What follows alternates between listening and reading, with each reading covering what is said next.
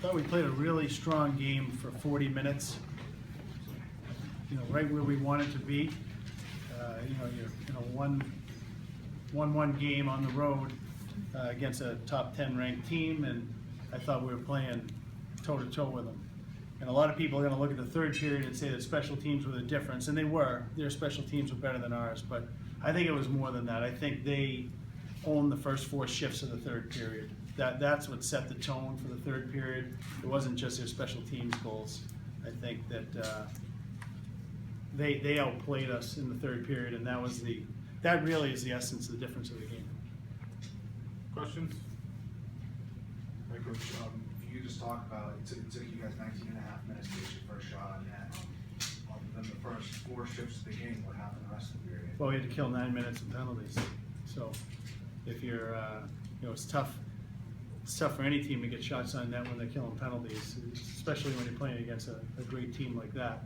That's hard to do. So if you look at, like I said, they owned us for the first 4 minutes of the period, and then we kicked the penalty, and then it seemed like we killed, for the next 10, 12 minutes, we were killing penalties. So we couldn't really generate any offense. And it wasn't until we were down, we got desperate there and started getting pucks to the net. And we needed to play that way from the first shift, not just when we were down 2 goals.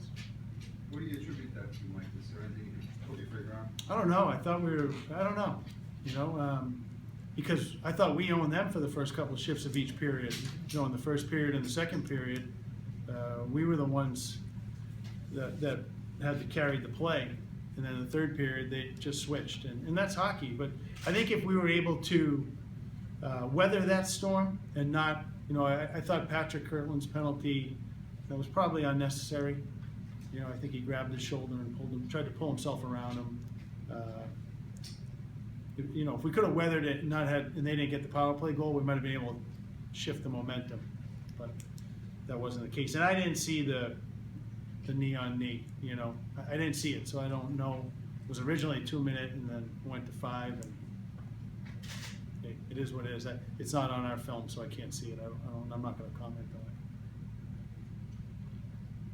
Anything else for Coach? Coach, what does Max do so well that allows him to come in and change the game the way he does when he's on the ice? Well, he's got just a great skill set, hockey sense. He's 6'3" and he skates well, and he sees the play he wants to make before he does it. So that's a skill you can't teach, and he's obviously been an integral part of our team early on here, and I think he's only going to get better. And we played pretty well. There were times in the game where I thought we carried the play. It wasn't, I look at the shots and it's 33-18. I don't think it was a 33-18 game. I think that probably 20 of their shots came on the power play. They did a good job on the power play. We've got to get better killing. And we had our chances in the second period and didn't score on the power play. We had 3 power plays in the second period and didn't score. And we had some good power plays too. We got the puck down in the net. That's just the way that goes. Like right off the bat, Evan picks up the turnover you guys created, brings one off the crossbar. Like you said, you played really well for a good part of those first 2 periods. So looking at the positives that you take into Tuesday, what did you see for your team? I think there are a lot of positives. Like I said, I think for 40 minutes we went toe-to-toe with, 7th or 8th ranked team in the country. And